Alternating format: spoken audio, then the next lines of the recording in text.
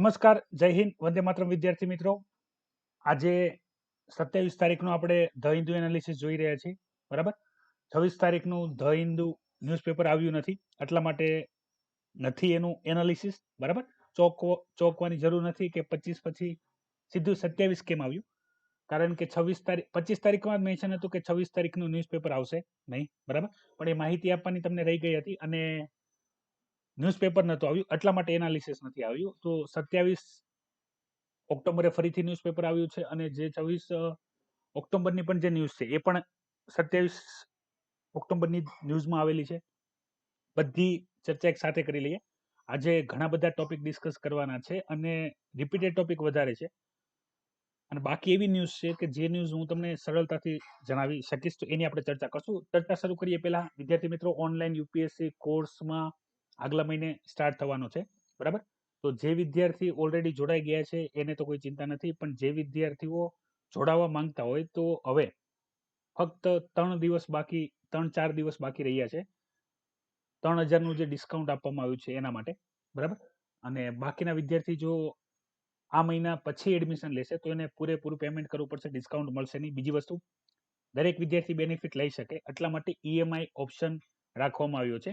EMI option શું છે, બરાબર, એ જણાવી દઉં કે જે વિદ્યાર્થી પૂરેપૂરી ફીસ એક સાથે નથી ભરી શકતા એ દર મહિને મંથલી બેઝ ઉપર 2500 રૂપિયા, 2500 રૂપિયા તમે ભરી શકશો અને મંથલી બેઝ ઉપર તમે આગળ વધી શકશો. ઈએમઆઈ બેઝ તમે એક મહિનાનું ભરો તોય ચાલશે, દર મહિને ભરી શકો છો, અથવા માની લો અત્યારે તમે 10,000 રૂપિયા ભરી શકતા હો, મતલબમાં 4 મહિનાની ફીસ ભરી શકતા હો, તો અત્યારે તમારે ખાલી 10,000 જ ભરવાના છે અને પછી 4 મહિના પતી જાય પછી બાકીની જે ઇન્સ્ટોલમેન્ટ પ્રમાણે તમે આગળ પણ ભરી શકો છો.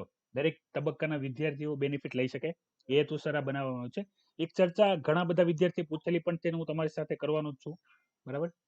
તો એ ચર્ચા જણાવી દઉં કે વિદ્યાર્થી મિત્રો, યુપીએસસી કોર્સ ગુજરાતીમાં કરવાનો ફાયદો શું છે, ખાસ અગત્યની માહિતી.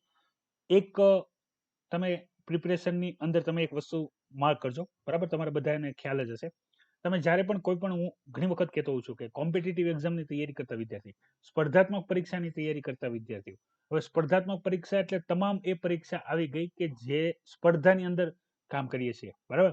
લગભગ તો બધી સ્પર્ધાત્મક પરીક્ષા જ હોય છે, આપણે સેન્ટરની લઈએ કે સ્ટેટની લઈએ. પણ હું એમને અંદર તમને જણાવું તો જે વિષયવાર વાત કરું તમને, તો વિષયમાં કોમન રહેશે ઇતિહાસ, બંધારણ, ભૂગોળ, અર્થવ્યવસ્થા, સાયન્સ, મેથ્સ, રિઝનિંગ. લેંગ્વેજ પેપરની વાત કરું તો ઇંગ્લિશ, ગુજરાતી કોમન જ રહેશે બધામાં. તો યુપીએસસી કોર્સ તમે ગુજરાતીમાં જો તૈયાર કરો તો એક જ વખત તમારે જે ઇતિહાસ છે તૈયાર કરવાનો છે, બંધારણ છે તૈયાર કરવાનું છે, ભૂગોળ છે તૈયાર કરવાનું છે, અર્થવ્યવસ્થા તૈયાર કરવાની છે, પછી જે સામાન્ય વિજ્ઞાનના જે ટોપિક છે એ તમારે એક જ વાર તૈયાર કરવાના છે. પછી કોઈ પણ એક્ઝામ આવે, મતલબમાં તમારે જીપીએસસી માટે અલગથી તૈયારી પછી નહીં કરવી પડે, યુપીએસસી માટે ના કરવી પડે, અન્ય કોઈ પણ એક્ઝામની તમે તૈયારી કરતા તો અલગથી ના કરવી પડે. તો દરેક વિદ્યાર્થી જે સ્પર્ધાત્મક પરીક્ષા પાસ કરીને યુપીએસસી કે જીપીએસસી કોઈ પણ એક્ઝામ આપવા માંગે છે, તો દરેક વિદ્યાર્થીને બેનિફિટ થાય એ હેતુસર આપણે જે ફી સ્ટ્રક્ચર છે એ પણ સામાન્ય રાખ્યું છે. તમને કોઈ પણ અન્ય ખર્ચ લાગશે નહીં, બરાબર, કારણ કે તમે ઘરથી દૂર નથી જઈ રહ્યા, ઘરે બેસીને જ ઓનલાઈન કોર્સનો બેનિફિટ લઈ શકશો, બરાબર. તો જે વિદ્યાર્થી જોડાવા માંગતા હોય જોડાઈ શકે છે. કોઈ ક્વેરીઝ હોય તો તમે IS Lifestyle Academy mobile number ઉપર તમે કોલ કરી શકો છો. જો હજી તમે ઓનલાઈન યુપીએસસી કોર્સવાળી માહિતી નથી જોઈ તો એ આપણે અવેલેબલ જ છે, તમે જોઈ શકો છો. તો આજે ફરીથી એકવાર ચર્ચા શરૂ કરીએ. જે ધ હિન્દુ એનાલિસિસમાં પહેલું એડિટોરિયલ છે, તો પહેલા એડિટોરિયલની અંદર એક ઇન્ડિયન ફોરેન સર્વિસના જે એક કેન્ડિડેટ છે, બરાબર, વ્યક્તિ વિશેષ છે એમ સમજો, તો એના વિશે ડિટેલમાં વાત કરી છે. હું તમને જણાવીશ નહીં, કારણ એવું છે કે યુપીએસસી વ્યક્તિ વિશેષ ક્વેશ્ચન પૂછતું નથી જ્યાં સુધી એ વ્યક્તિથી આખું વિશ્વ પ્રભાવિત ના હોય. ગાંધીજી વિશે પૂછે છે, બરાબર. પછી આપણે સરદાર વલ્લભભાઈ પટેલ ગણીએ કે એવા કોઈ મોટી પર્સનાલિટી ગણીએ કે જેને બધા ઓળખતા હોય, એમને રિલેટેડ ક્વેશ્ચન આવે છે, એ પણ એક કે બે. પણ જે વ્યક્તિ વિશેષ છે એ ક્વેશ્ચન આવતા નથી. હા, તમારો જો પહેલો ટાર્ગેટ ઇન્ડિયન ફોરેન સર્વિસ હોય તો તમારા માટે આ ઉપયોગી માહિતી છે. જે વિદ્યાર્થીની ઇન્ડિયન ફોરેન સર્વિસ શું હોય એની પણ માહિતી જોતી હોય તો વિડીયોની કોમેન્ટ બોક્સમાં કોમેન્ટ કરી દેજો. એ અગત્યના પોઈન્ટ છે, હાઇલાઇટ કરેલા છે, તમે જોઈ શકો છો. પછી હું વિદ્યાર્થી મિત્રો વાત કરું અહીંયા તો ફરીથી એફએટીએફમાં જે પાકિસ્તાનને ગ્રે લિસ્ટની અંદર રાખવામાં આવ્યું છે, જે મેં ચર્ચા તમારી સાથે ઓલરેડી જે 25 ઓક્ટોબર છે એમાં ડિટેલમાં મેં તમને ઇન્ફોર્મેશન આપી હતી, તો એ તમે જોઈ શકો છો. જે વિદ્યાર્થીઓએ જોવાની હજી બાકી હોય એના માટે ઉપયોગી થશે. હવે વિદ્યાર્થી મિત્રો, એક આ ફરીથી આપણો ટોપિક આવ્યો છે, જે ટોપિક બેઝ છે વેસ્ટ એશિયાની અંદર, જેને આપણે મિડલ ઈસ્ટ એશિયા કહીએ, બરાબર, કે જેને આપણે ગલ્ફ કન્ટ્રી કહીએ છીએ, કે જ્યાં ઓઇલના ભંડારો છે. તો એ રિજનની અંદર ઘણી બધી ઇન્ફોર્મેશન આપેલી છે. આ બધી ઇન્ફોર્મેશન મેં તમારી સાથે અમેરિકા વાળો જ્યારે વેસ્ટ એશિયામાં પીસ વાળો જે ટોપિક ડિસ્કસ કર્યો હતો એમાં ડિટેલમાં એક્સપ્લેન કર્યું હતું. અલગ અલગ જે પહેલું હતા, બરાબર, કે જે આપણે વારંવાર ડિટેલમાં ડિસ્કશન કરતા હોઈએ છીએ, એ બધાની સાથે મેં તમને ઘણી બધી ઇન્ફોર્મેશન ત્યાં આપી હતી. ખાસ એક વિદ્યાર્થી મિત્રો જે daily current affair analysis lecture regular જોવે છે, એ વિદ્યાર્થીઓ પોતાનું એટેન્ડન્સ આપે. એટેન્ડન્સની અંદર તમારું નામ, એરિયાનું નામ, present sir, thank you sir કરીને કોમેન્ટ કરે અને ખાસ ઇન્ટરેક્શન કરો. ટ્રાય કરીએ છીએ હમણાં આપણે ટૂંક સમયમાં જે બેચ શરૂ થશે તો એની અંદર live current affair analysis lecture આવશે, બરાબર. એ પણ બધા માટે નહીં હોય, હા, પણ તમને ઉપયોગી થશે. ઇન્ટરેક્શન કરવામાં મજા આવશે. તમે જ્યારે ઇન્ટરેક્શન કરશો, હું કોઈ ક્વેશ્ચન પૂછું ને આન્સર આપશો તો તમને ખ્યાલ આવશે, મને પણ ખ્યાલ આવશે કેટલા વિદ્યાર્થી છે જે એક્ટિવલી તૈયારી કરે છે. તો તમારી એટેન્ડન્સ જરૂરથી આપો. Present sir, thank you sir કરીને કોમેન્ટ કરો એટલે ખ્યાલ આવે કેટલા વિદ્યાર્થીઓ રેગ્યુલર બેઝ ઉપર કરંટ અફેરની તૈયારી કરી રહ્યા છે, બરાબર.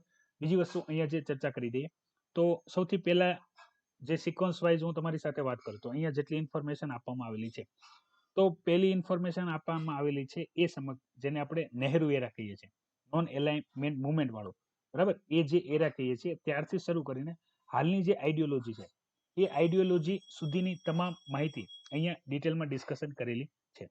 સમજો આઈડિયોલોજી શું છે.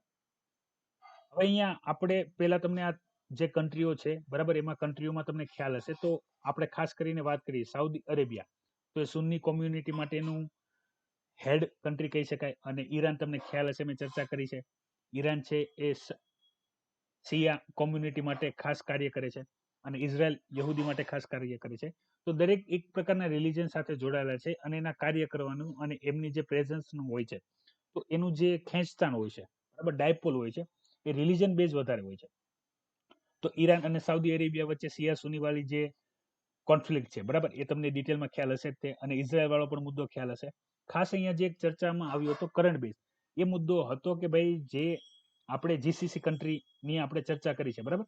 તો જીસીસી કન્ટ્રીની અંદર મેં તમારી સાથે એક ડિટેલમાં જે વાત કરી છે એ વાત એ રીતની છે કે એમાંથી આપણે જે ઇઝરાયલ સાથે આપણે યુએઈ ની જે ચર્ચા કરી, બરાબર, યુએઈ કે જે ઇઝરાયલને કન્ટ્રીની માન્યતા આપશે, અને કન્ટ્રીની માન્યતા તો આવશે જ તે, એના બદલામાં યુએઈ ઇઝરાયલ પાસે શું અપેક્ષા રાખે છે કે ભાઈ જે વેસ્ટ કન્ટ્રી સાથે એમના જે બિઝનેસ ડાયલોગ છે, બિઝનેસ જે કરવાની અલગ અલગ જે ડાયવર્સિફાઈડ છે એ કરીએ. કારણ કે તમને ખ્યાલ હશે કે જે વેસ્ટ એશિયાની જે કન્ટ્રીઓ છે એ કન્ટ્રીની ટોટલ જીડીપીમાં મોટો શેર, મતલબમાં 80 થી 90% એ લોકો ટોટલ જે ક્રૂડ ઓઇલ હોય છે એના ઉપર ડિપેન્ડેડ હોય છે. પણ એ બધી કન્ટ્રીને ખ્યાલ આવી ગયો કે ભાઈ અત્યારે તો આપણે ચાલો ક્રૂડ ઓઇલની ડિમાન્ડ વધારે છે, લોકોની અંદર આપણે ઓઇલ ફ્યુલ અને એની રિક્વાયરમેન્ટ છે એટલે આપણે કોઈ ચિંતા નથી. પણ ભવિષ્યમાં જેમ ઇન્ડિયા સોલર સિસ્ટમ ઊભી કરે છે, ગ્રીન એનર્જી ઉપર કામ કરે છે, ઇલેક્ટ્રિક વેહિકલ ઉપર કામ કરે છે, તો એક સમય એવો આવશે કે ક્રૂડ ઓઇલની ડિમાન્ડ ઘટી જશે, બરાબર. તો ડિમાન્ડ ઘટી જશે તો બે ડિસએડવાન્ટેજ થશે. એક તો પ્રાઇસ નીચે આવી જાય, બીજું વેચાવાના બંધ થઈ જાય તો કોઈ પ્રાઇસ લેસ થઈ જાય, બરાબર, ઇકોનોમી ભાંગી જાય. ઇકોનોમીને ડાયવર્સિફાઈડ કરવા માટે જરૂરી છે કે વેસ્ટ કન્ટ્રી સાથે બિઝનેસ કરીએ તો વેસ્ટ કન્ટ્રી સાથે બિઝનેસ કરવા માટે કોઈ ગેટવે હોય, બરાબર. તો એ ગેટવે છે ઇઝરાયલ, તો ઇઝરાયલ સાથે અટેચમેન્ટ વધી ગયું. હવે અહીંયા મેં તમને એક બીજો પણ એનો ટોપિક ડિસ્કસ કરેલો હતો કે ઇઝરાયલ છે એ પણ જે વેસ્ટ બેંક વાળો એરિયા છે જ્યાં પેલેસ્ટીન લોકો રહે છે, બરાબર, એનો એરિયો એનેક્સ કરે છે, તો એ નહીં કરશે તો એ રીતની એક મુવમેન્ટ કરવામાં આવી, બરાબર. આપણે અબ્રાહમ એકોર્ડ ડિટેલમાં ડિસ્કસ કરેલું છે. બીજી આપણે જે હાલમાં ગલ્ફ કન્ટ્રીની મેં તમને જે બધી વાત કરી ડિટેલમાં, એ ઓઇલ રીચ જે ગલ્ફ સ્ટેટ છે, બરાબર, વેસ્ટ એશિયા વાળા, તમે બધા તમને ખ્યાલ જ હશે, મેં તમને મેપ બેઝ બધી જે કન્ટ્રી છે એનું એનાલિસ કરાવ્યું છે. બીજી વસ્તુ છે જે અગત્યની જે અહીંયા ખાસ મેન્શન છે, એ મેન્શન છે કે એ એરિયો, બરાબર, ઇન્ડિયા અને ચાઇના બંને માટે ઇમ્પોર્ટન્ટ છે અને બંને ત્યાં પોતાનું પ્રેઝન્સ કરવા માંગે છે.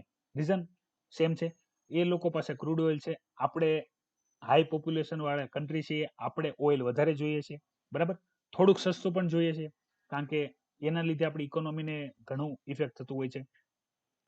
તો એ રીઝનને લીધે થઈને એ એરિયાના જે છે ત્યાં આપણે સારા રીતે કાર્ય કરીને ઇન્ડિયા પણ રેગ્યુલરલી ત્યાં કામ કરે છે. સેમ વસ્તુ ચાઇના છે, એ પણ એ એરિયો ગ્રેપ કરવા માંગે છે. તો આપણે ડિટેલમાં એ પણ ડિસ્કસ કરી હતી કે ભાઈ ઇન્ડિયા છે એને પાકિસ્તાનથી બ્લોક કરી દેવામાં આવ્યું છે, બરાબર.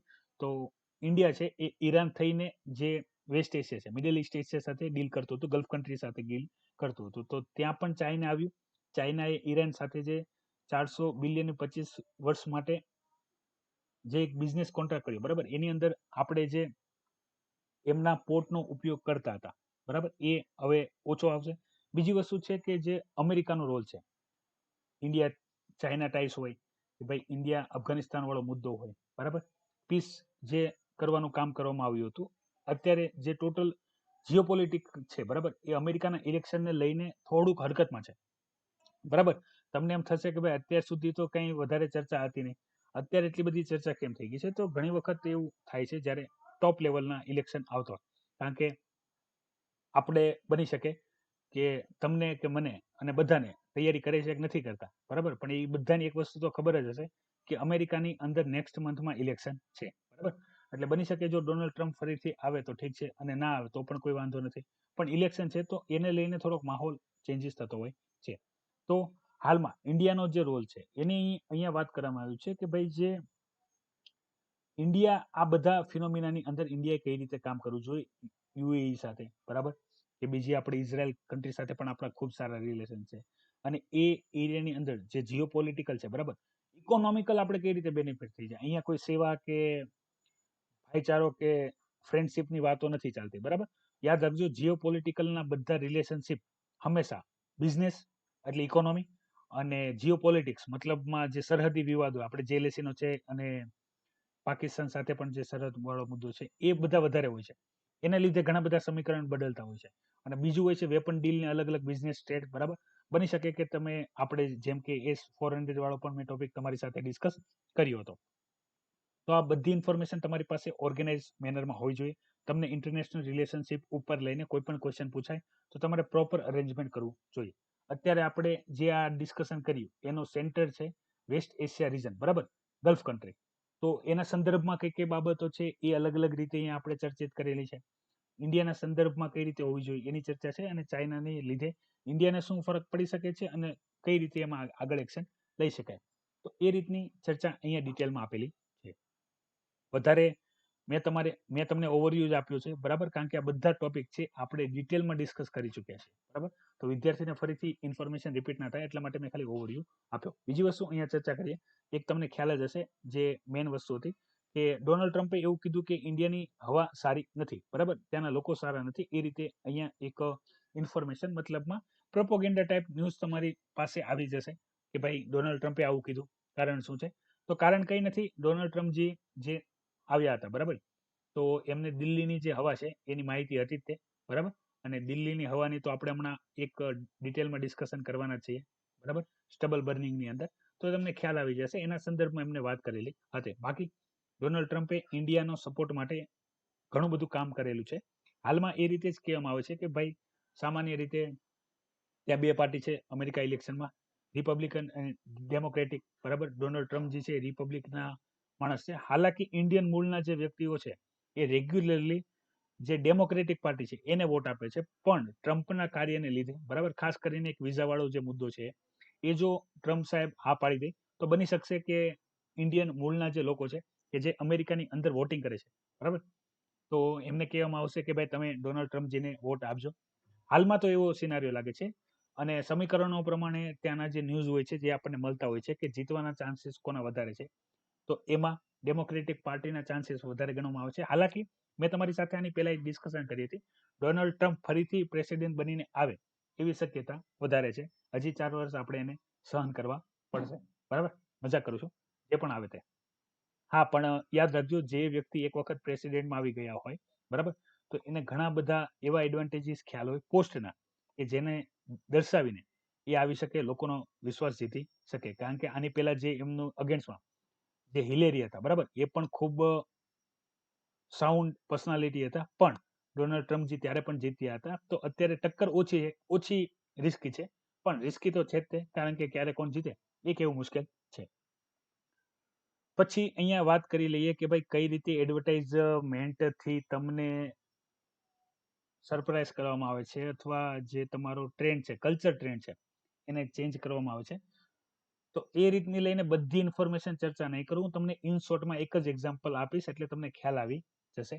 પહેલું એક્ઝામ્પલ, તમે જોતા હશો ન્યૂઝ ચેનલની અંદર જે ન્યૂઝ દેખાડવામાં, ન્યૂઝ ચેનલની અંદર કે કોઈ પણ ચેનલની અંદર જે એડ દેખાડવામાં આવે છે, એ એડવર્ટાઇઝિંગ જે છે એ કેવી રીતે કરવામાં આવે છે કે ભાઈ બાળકોને એવું દેખાડવામાં આવે કે ભાઈ બાળક છે બરાબર, એ બોર્નવિટા નહીં પીવે, બોર્નવિટા નહીં પીવે, હોર્લિક્સ કે કોમ્પ્લેન કે નહીં પીવે, બૂસ્ટ નહીં પીવે તો એનું ડેવલપમેન્ટ થશે નહીં, બરાબર. એ ગુજરાતમાં લગભગ એવડા કોઈ આટો માર્યો હશે નહીં, કારણ કે ત્યાં ઊંચા ઊંચા વાહડા જેવા આટા મારતા હોય છે, પણ કોઈ વાંધો નથી. કહેવામાં શું આવે છે, એડવર્ટાઇઝ દેખાડવામાં આવે છે, બાળકો એડવર્ટાઇઝ જોવે છે, માતા પિતા પાસે ડિમાન્ડ કરે છે, અથવા ડિમાન્ડ તો કરે જ છે અને માતા પિતા લઈ પણ આપે છે, એવું નથી લઈ આપતા, અને ના લઈ આપે તો બીજો મેથી પાક તો ચખાડે જ છે, બરાબર. તો આના લીધે થાય છે શું, એ જે બાળકોના ડેવલપમેન્ટ છે જેને લઈને દરેક પેરેન્ટ્સ સતત ચિંતિત હોય છે, તો એને ફોકસ કરે છે, એના સેન્ટિમેન્ટને ફોકસ કરે છે. બીજી વસ્તુ, આ એક્ઝામ્પલ બધાને સમજાઈ જશે કે તમને એક ટ્યુબ આપવામાં આવે અને એ કહેવામાં આવે આ લગાડો તો જ તમે ગોરા થશો, બરાબર. તમારા સ્કિનના મેલેટિન જે છે એનો કોઈ રોલ નથી તમારા સ્કિન ઉપર. એ પ્રોડક્ટનું નામ છે ફેર એન્ડ લવલી, કે ભાઈ એ તમે લગાડી દીધા એટલે તમે વ્હાઇટ થઈ જશો. તો આપણે ત્યારે પણ એની પણ ચર્ચા તમે સાંભળી હશે કે જો ફેર એન્ડ લવલી લગાડવાથી જ જો ધોળા થવાતું હોય તો ભેંસોને ફેર એન્ડ લવલીની અંદર નવડાવી દેવી જોઈએ. જો એ સફેદ થઈ જાય, બરાબર, તો આપણે ચોક્કસથી લગાવવી જોઈએ. તો એક પ્રકારનું એડવર્ટાઇઝમેન્ટ એવી રીતે દેખાડવામાં આવે છે કે ભાઈ તમારું જો ના સેટિંગ બેસતું હોય, તારક મહેતાના પોપટલાલની જેમ, તો તમે ડીઓ લગાડો, તમારી પાસે છોકરીઓની લાઈન લાગી જશે.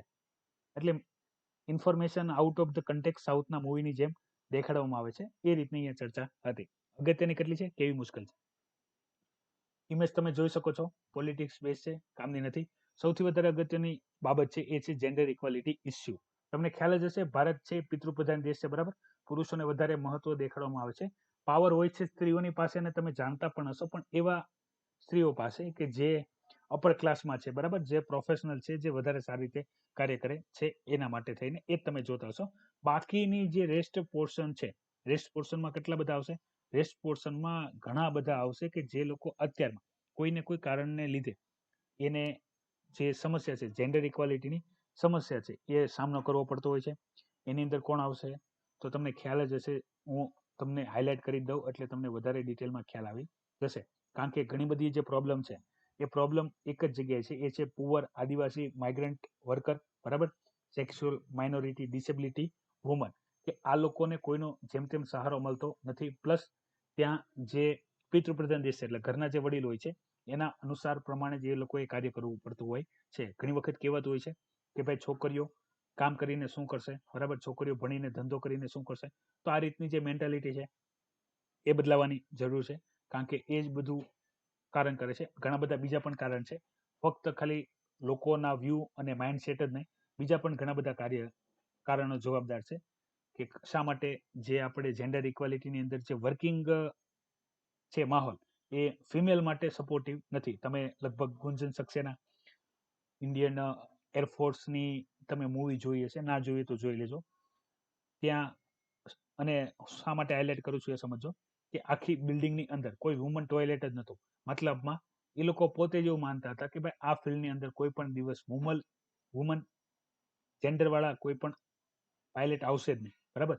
તો એક તમે જોઈ શકો છો કે ભાઈ એ લેવલે, આટલા બધા લેવલે પણ જો જેન્ડર ઇક્વાલિટી ના થતી હોય, પછી આપણે જે પરમનન્ટ કમિશન વાળી પણ જ્યારે વાત કરી હતી, તો તમે સમજી શકો છો આ બધા જે મુદ્દા છે એ જેન્ડર ઇક્વાલિટીને લઈને કાર્ય આગળ કરે છે. હાલાકી ગવર્મેન્ટ એના માટે કાર્ય કરે છે, અલગ અલગ જે સંસ્થાઓ છે એ એના લઈને યોગ્ય રીતે કાર્ય કરે છે, પણ જે કાર્ય સમાજના મેન્ટાલિટીને બદલાવાનું છે એ જ્યારે થશે ત્યારે આપણને વધારે એના રિઝલ્ટ જોવા મળશે. ટોપિક આજે ઘણા બધા ડિસ્કસ કરવાના છે, બરાબર વિદ્યાર્થી મિત્રો. તો ન્યૂઝ વધારે છે કારણ કે 2 દિવસની ન્યૂઝ ભેગી થઈ છે, એટલે એ રીતે જ જોશું. તો પણ કોઈ ડાઉટ હોય તો તમે જણાવી દેજો. હાલમાં એક ઇન્ફોર્મેશન આવેલી છે, ઇન્ફોર્મેશન જોઈ લો. એ છે સુનામી વિશે. તો ઇન્ડિયાએ સ્પેશિયલી સુનામી જેવી કોઈ પણ આપદા આવે તો એના માટેની ટેકનોલોજી ડેવલપ કરી છે, જે 10 થી 20 મિનિટમાં મતલબમાં બહુ સારી વાત કહેવાય. 10 થી 20 મિનિટ એ પણ તમને હમણાં હું સમજાવી દઈ એટલે ખ્યાલ આવી જાય. 10 થી 20 મિનિટમાં આપણને એલર્ટ આપી દે કે સુનામી આવવાની છે. બરાબર, હવે સુનામીનો કોન્સેપ્ટ તમને ખ્યાલ જ હશે. સીધે સીધો કહી દો. માની લ્યો કે માની લ્યો માનવું જ પડશે. બરાબર, આ દરિયો છે અને અહીંયા આપણું ભારત કે કોઈ પણ આ દરિયો છે. આ દરિયાની એટલી ઊંડાઈ છે ને અહીંયા આ એનો કોસ્ટલ એરિયા છે, મતલબમાં જે દરિયાની અંદરની જમીન હોય. હવે સુનામીનો તમને ખ્યાલ હશે, ભૂકંપ આવવાને લીધે બની શકે કે અહીંયા જે કન્ટિન્યુ પ્લેટ હોય એ આની ઉપર આવી જાય, મતલબમાં આ રીતે ઉપર આવી જાય પ્લેટ અહીંયાથી. બરાબર, ભૂકંપને લીધે અહીંયા જે નીચે સમતળ હોય એ ઉપર આવી જાય. તો આના લીધે બહુ મોટી વેવ્સ, મતલબમાં તમે સુનામીના વિડીયો જોઈ લેજો એટલે ખ્યાલ આવશે. એટલી મોટી મોટી જે મોજા હોય એ આવે. અને મોજા ક્યાં અથડાય? એ મોજા જે આ દરિયા કિનારો છે, બરાબર, ત્યાં જોરથી અથડાય અને બરબાદી લાવે. તો આપણે આના એક્ઝામ્પલ જોયા છે. તો આ રીતના જ્યારે દરિયાની અંદર ભૂકંપ આવે તો એની માહિતી 10 થી 20 મિનિટમાં આપણને એની માહિતી મળી જાય કે ભાઈ સુનામી આવવાની છે. તો આપણે અત્યારથી જ રાહત કાર્યમાં લાગી જઈએ. હવે તમને એમ થાય 10 થી 20 મિનિટમાં શું થાય? 10 થી 20 મિનિટનો મતલબ છે કે ભાઈ અહીંયા જ્યારે આ ઘટના બની, ભૂકંપ થયો, એની 10 થી 20 મિનિટમાં ખબર પડી જાય.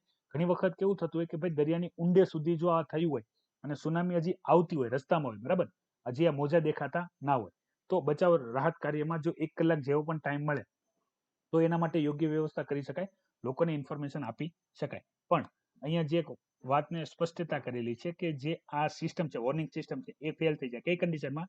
કે જ્યારે કોમ્યુનિટી, મતલબમાં ઇન્ફોર્મેશન આપણને મળી ગઈ, ઇન્ફોર્મેશન આપણે પાસે કરી દીધી, પણ લોકો જો એને યોગ્ય રીતે શું નથી કરતા, યોગ્ય રીતે એને ફોલો કરતા નથી, તો શું થશે? એનો કોઈ પરિણામ આવશે નહીં. જેમ કે તમને ખ્યાલ હશે, ઘણી વખત વરસાદી માહોલમાં જે માછીમારો હોય છે, જે કોસ્ટલ એરિયામાંથી માછલીઓ પકડવા જતા હોય છે, તો એને કહેવામાં આવે છે કે ભાઈ વાવાઝોડું આવશે, બરાબર, પુષ્કળ વરસાદ આવશે, એવા ઘણા બધા કહેવામાં આવતા હોય છે. આપણે કહેવાય ને, આગાહી કરવામાં આવતી હોય છે, પણ લોકો એને ફોલો કરતા નથી અને જે પણ કામ હોય એ જતા હોય છે અને મોતનો શિકાર થતા હોય છે. તો એ કન્ડિશન આવશે તો આ જે સિસ્ટમ છે એનો કોઈ ઉપયોગ થશે નહીં. અગત્યનું છે સિસ્મોમીટર, બરાબર, તમને ખ્યાલ જ હશે. ભૂકંપ જે મીટર ઉપર માપવામાં આવે છે એ છે સિસ્મોમીટર, અને જે ગ્રાફનો ઉપયોગ થાય છે એ છે સિસ્મોગ્રાફ. બરાબર, તમારી એનસીઆરટી ની અંદર મેં ફિગર આરે આખું બતાવેલું છે કઈ રીતે સિસ્મોગ્રાફ લેવામાં આવે છે, જોઈ લેજો. મેન વસ્તુ છે જે સર્વિસ છે એ છે Indian national centre for ocean information service. એના દ્વારા માહિતી પ્રસાર કરવામાં આવશે જો કોઈ પણ સુનામી વાળી કન્ડિશન થશે તો. બહુ સારી વાત છે, બરાબર. બનતું હતું અત્યાર સુધી આપણી પાસે એટલી એડવાન્સ ટેકનોલોજી હતી નહીં, હવે આવી ગઈ છે, કામ કરશે, ઉપયોગી થશે. પછી અગત્યની ઇન્ફોર્મેશન, તો ફ્રન્ટ ન્યૂઝ ઉપર જ એક અગત્યની ન્યૂઝ આવેલી છે. ન્યૂઝ છે બે મેન જે છે એના ઉપર ટોપિક ઉપર. તો પહેલો જે મેં ટોપિક તમને કીધું હતું કે ભાઈ પ્રદૂષણને લઈને દિલ્હીની જે હવા છે એને લઈને સેન્ટર દ્વારા શું કરવામાં આવ્યું છે, એવું કહેવામાં આવ્યું છે કે એના માટે પ્રોપર શું આવશે, ઓર્ડર આવશે, બરાબર, કમિટી ગઠન કરવામાં આવી છે. મતલબ એક બિલ કે ગમે એક લો બનાવી દેવામાં આવશે કે ભાઈ જો એનું વાયોલેશન થાય, એર પોલ્યુશન થાય તો એની તમને ચિંતા થશે. હવે સ્ટબલ બર્નિંગનો ટોપિક આપણે ડિસ્કસ કરેલો જ છે, છતાં એકવાર ફરીથી હું રિપીટ કરી દઉં, કારણ કે આ ટોપિક ઉપર હજી આપણે હું તમારી સાથે માહિતી ડિસ્કસ કરી જે સુપ્રીમ કોર્ટે જે ઓર્ડર આપેલો છે કમિટી માટે એની સાથે. તો પહેલા તમને ખબર હોય પડે સ્ટબલ બર્નિંગ એટલે શું. સ્ટબલ બર્નિંગ એટલે બીજું કંઈ નહીં, ઘઉંનો પાક લીધા બાદ, ઘઉંનો મતલબમાં પાક લઈ લીધો, બરાબર, ઉપજ લઈ લીધી, હવે આગલા પાક માટે ખેતર તૈયાર કરવાનું હોય, બરાબર. હવે તમને ખબર હશે ખેતર તૈયાર કરવામાં બની શકે કે ભાઈ એનું ખેડાણ કરવાનું હોય, બરાબર, એમાં જરૂરી ખાતરો બધું નાખવાનું હોય છે. તો આગલા પાક લેવા માટેનો સમય ઓછો હોય છે. તો એમના દ્વારા શું કરવામાં આવે છે કે ભાઈ ઘઉંના પાકમાં જે પાછળ વગર કારણનો જે કચરો વધ્યો છે, કચરો એટલે જેનો કોઈ પણ ઉપયોગ થઈ શકવાનો નથી, અને એને જે સ્ટબલ હોય છે, મતલબમાં કે રેસિડ્યુ હોય છે ઘઉંના પાક, બરાબર, તો એ લોકો એને શું કરે છે, એને કાઢતા નથી, એને દૂર કરતા નથી, એને બાળી દે છે.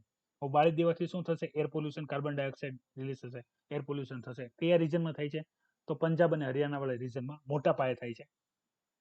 અને એ કાર્બન ડાયોક્સાઇડ વાળી હવા જે દિલ્હી છે એને વધારે પ્રદૂષિત કરે છે અને ત્યાં એર પોલ્યુશનનું લેવલ છે એ વધી જાય છે. સતત કામ થાય છે અને સ્ટબલ બર્નિંગ ઉપર કામ અત્યારે નહીં, વર્ષોથી ચાલે છે, પણ કોઈ યોગ્ય કામ થઈ શકે નહીં. એના અલ્ટરનેટિવ હોય છે, એની પણ માહિતી જોતી હોય તો તમે કોમેન્ટ કરજો, તો વધારે ડિટેલમાં કામ કરશું, બરાબર. સ્ટબલની બર્નિંગની અંદર તમને ખ્યાલ હશે. ટૂંકમાં એટલું સમજી લો કે ભાઈ ઘઉંનો પાક લીધા બાદ જે ઘઉંનો આપણે સારોલું લગભગ કહેતા હોય છે, મને એક્ઝેક્ટ ખ્યાલ નથી, બરાબર, લગભગ સારોલું જ કહેવાય છે, કે જે ઘઉંના પાકના એકદમ નાના નાના રેસિડ્યુ હોય છે, બરાબર, એ કાઢવા મુશ્કેલ હોય છે. તો એને શું કરવામાં આવે છે, એને બાળી દેવામાં આવે છે. અને એવું નથી કે ખાલી હરિયાણા અને પંજાબમાં જ બાળી દેવામાં આવે છે, ઘણી બધી જગ્યાએ બાળી દેવામાં આવે છે. પણ અહીંયા પંજાબ અને હરિયાણામાં આપણે ગણીએ તો પુષ્કળ પ્રમાણમાં સ્ટબલ હોય છે, બરાબર, અને એને બાળવામાં આવે છે. એટલે ત્યાંથી જે હવા છે કે જે આપણે વાત કરીએ તો દિલ્હી રિજનમાં એ હવા પ્રદૂષિત થાય છે. એટલા માટે વધારે નેશનલ કેપિટલ રિજન તમે જોઈ શકો છો, દિલ્હી માટે સ્પેશિયલી અહીંયા વાત કરવામાં આવેલી છે કે ભાઈ એની હવા ખરાબ થાય છે, એટલે માટે થઈને આના માટે યોગ્ય પગલાં લેવા પડશે. બાકી બાળવાનો રિવાજ અત્યારથી નહીં, પહેલેથી જ છે. હવે આના ઉપર એક ટોપિક તૈયાર કરી લેવાનો કે ભાઈ સ્ટબલ બર્નિંગ ના કરવું હોય તો એના માટે ગવર્મેન્ટ શું કામ કરે છે, અલગ અલગ જે આ સ્ટબલનો ઉપયોગ કઈ રીતે કરી શકાય એને લઈને એક અલગ જ ટોપિક છે, આપણે પહેલા ચર્ચા કરેલું છે, બરાબર. અત્યારે ડિટેલમાં ઉતરશું કારણ કે એ ટોપિકમાં ઘણી બધી વખત ચર્ચા થઈ ગઈ છે. હાલમાં તમને ખ્યાલ હશે જે ઓક્સફોર્ડ યુનિવર્સિટીની જે વેક્સિન છે એસ્ટ્રાઝેનેકા સાથે જે બનાવે છે, તો એના ટેસ્ટિંગ રિપોર્ટ આવ્યા છે કે ભાઈ એ જે વૃદ્ધ છે, બરાબર, એલ્ડર પર્સન છે, એની ઉપર અને એડલ્ટ એટલે જવાન બંનેની ઉપર સારા કામ કરે છે અને એની અસર જે છે સારી થઈ છે. જેટલા જલ્દી સેફ્ટી ડેટા આપણી પાસે આવી જશે એટલા જલ્દી એનું માસ પ્રોડક્શન થશે, બરાબર. પછી ફાઇઝર અને બાયોટેક કંપનીઓ છે એની સાથે પણ ટાઈઅપ કરીને યોગ્ય રીતે એમને લાર્જ સ્કેલ પ્રોડક્શન કરવામાં આવશે અને લોકો સુધી પહોંચાડવામાં આવશે, બરાબર. તો તમને એ ખ્યાલ જ હશે વેક્સિન બની રહી હતી, તો વેક્સિનના ટેસ્ટિંગ પણ આવી ગયા છે. પછી વાત કરીએ ઇન્ડિયાના સંદર્ભમાં જે અગત્યનું છે એ છે કે 2+2 મતલબમાં 4 જે એગ્રીમેન્ટ હતા જે સાઇન થવાના હતા એમાંથી 3 સાઇન થઈ ગયા હતા. એમાંનો એક જે બચેલો હતો એ છે basic exchange and corporation agreement, short ફોર્મમાં બેકા, બરાબર, જીઓ સ્પોન્ડિયલ કોઓપરેશન. તો એ સાઇન કરવા માટે પણ 2+2 ડાયલોગ આવી ગયા છે અમેરિકાથી, બરાબર, અને એ પણ સાઇન થઈ જશે એટલે 2+2 ની અંદર ટોટલ 4 જે એગ્રીમેન્ટ છે એ સાઇન થઈ જશે. તો આપણે આની ચર્ચા પહેલા કરી હતી જ્યારે 2+2 ડાયલોગ ઇન્ડિયા કરી રહ્યું હતું ત્યારે આની સિવાયના જે 3 હતા એ પણ અગત્યના હતા જે બિઝનેસ ડીલ ઓરિયન્ટ હતા. તમે જોઈ શકો છો મેં તમારી સાથે ઘણી બધી વખત વાત કરી છે, ઇલેક્શન આવતું હોય છે ત્યારે ઇલેક્શનના ધ્યાનમાં લઈને જ્યારે પણ તમારે કોઈ ઇકોનોમિકલ કામ કરાવવું હોય, બરાબર, અમેરિકા પાસે ઇઝીલી થઈ જતું હોય છે. તો એક એનો જ ભાગ છે.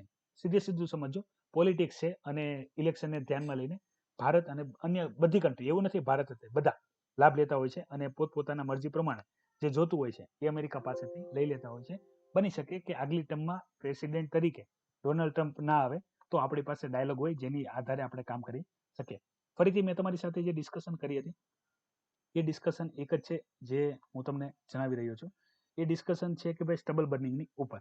તો હાલમાં જે એક કમિટી આવશે, બરાબર, લોકર કમિટીની વાત કરવામાં છે, અપોઇન્ટ કરવામાં આવશે, એ આખી કન્ડિશન જોશે. અગત્યની માહિતી છે અહીંયા જે કહેવામાં આવ્યું છે 3 થી 4 પોઈન્ટ છે, હું એના માહિતી જણાવી દઉં. એક જે ઉપાય તરીકે કામ કરવામાં આવશે પંજાબ સરકાર પોતે કરે છે કે ભાઈ સ્ટબલ છે, બરાબર, મતલબમાં જે રેસિડ્યુ વધે છે, જે પાછળ કચરો વધે છે એનો આપણે જો કોઈ ઉપયોગ કરીએ, મતલબમાં ત્યાં એવું કહેવામાં આવે છે કે ભાઈ આપણે બાયોગેસ કે એવો પ્લાન્ટ નાખીએ કે જેની અંદર આવડા વનસ્પતિના રેસિડ્યુ હોય એનો ઉપયોગ કરવામાં આવે તો લોકો એને આપી શકે, પણ એ પણ એટલું બધું સક્સેસફુલ નથી. પછી ઇથેનોલ બેઝ ફ્યુલનો ઉપયોગ વધારવાનો કરવામાં આવે છે પણ એમાં પણ વધારે કન્ઝ્યુમ થતું નથી, બરાબર, કારણ કે ત્યાં પ્રોડક્શન જ એટલું થાય છે. તો આ બધી બાબતોને લીધે જે થવું જોઈએ યોગ્ય રીતે એ થતું નથી, બરાબર. તો આજના માટે આટલા જ જે અગત્યના ટોપિક હતા એની ડિસ્કશન મેં તમારી સાથે ડિટેલમાં કરી લીધી છે. બાકી તમે જે ઇન્ફોર્મેશન હશે એ તમને આપીશ. એટેન્ડન્સ આપવાનું ભૂલતા નહીં અને કોઈ પણ બીજો કોઈ ડાઉટ હોય તો પણ તમે વિડીયોની કોમેન્ટ બોક્સમાં કોમેન્ટ કરી શકો છો, તો એની પણ માહિતી હું તમારા સુધી પહોંચાડીશ. ઇન્ટરનેશનલ ન્યૂઝની વાત કરવામાં આવે તો જે ઇલેક્શનને ધ્યાનમાં લઈને અને બાકી જે કોમન છે એ જ છે કે ભાઈ બિડન અને ટ્રમ્પના જે કેમ્પિંગ ચાલે છે એ પૂરા થશે અને આગલા મહિને વોટિંગ થઈને આપણને નવા રાષ્ટ્રપતિ કોણ છે એની માહિતી મળશે. તો વિદ્યાર્થી મિત્રો આજના માટે એટલું જ જે અગત્યની ઇન્ફોર્મેશન હતી એ મેં તમારી સાથે ડિસ્કસ કરી લીધી છે. કોઈ ડાઉટ હોય તો જણાવજો.